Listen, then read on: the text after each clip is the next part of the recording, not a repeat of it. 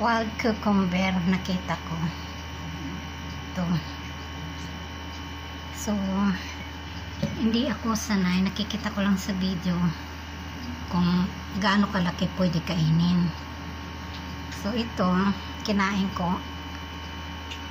Unang kagat mo, amoy pipino.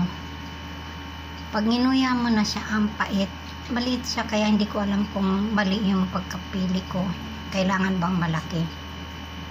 So, try ko yung malaki. I-update ko kayo. Pero ito, maliit. Ang payat, ay ang pait. Tingnan mo itong isa, malaki siya. Oh, so, ito ang kakainin ko mamaya kung mapait.